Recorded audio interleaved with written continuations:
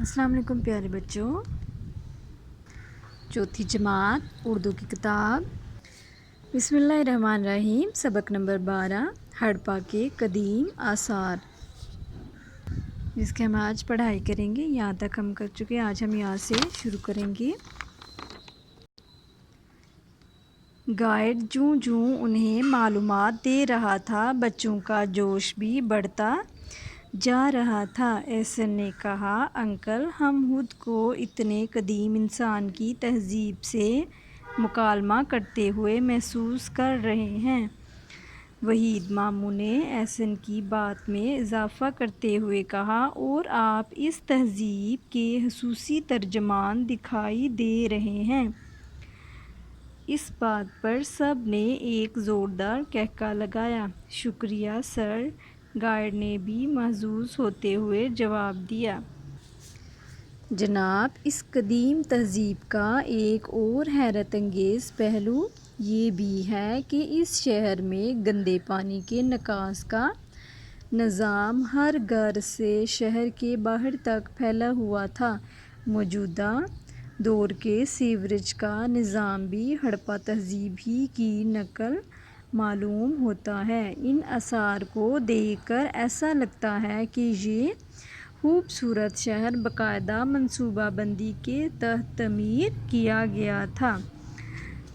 खुदाई के दौरान में यहाँ से मज़दूरों के मकानात भी दरियाफ्त हुए, जिन्हें गुलामगर भी कहते हैं। इसके अलावा देहात पिघलाने और इनसे बर्तन बनाने की भट्टियाँ, पैमाइशी आलात, ज़ेवरात, मुख्तलिफ जानवरों के मुजस्समे और अनजाने हरूफ पर मुश्तमिल मोहरें भी मिल चुकी हैं। इन तमाम आसार को देखकर हम इस नतीजे पर पहुँचे हैं कि हड़प्पा 500 साल कबल मसीह में भी नहायत हुनरमंद और तालीम याफ्ता लोगों का मस्कन थी। मस्कन, रहने की जगह, ठीक है।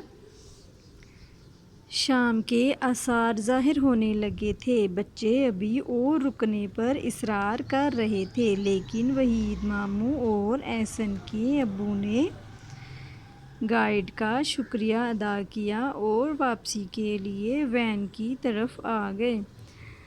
वापसी पर बच्चे हड़प्पा की तहजीब पर बातचीत करते रहे। मामू और अबू जान ने भी इनके बहुत से सवालात के जवाबात दिए। इशा की नमाज से पहले वो लाहौर वापस पहुंच आए। यूं एक दिलचस्प सफ़र हैरो आफियत से इख्तिताम पजीर हुआ। आए मज़ीद जाने, हड़प्पा के आसार कदीमा साहिवाल से 35 किलोमीटर के फासले पर वाक़या हैं।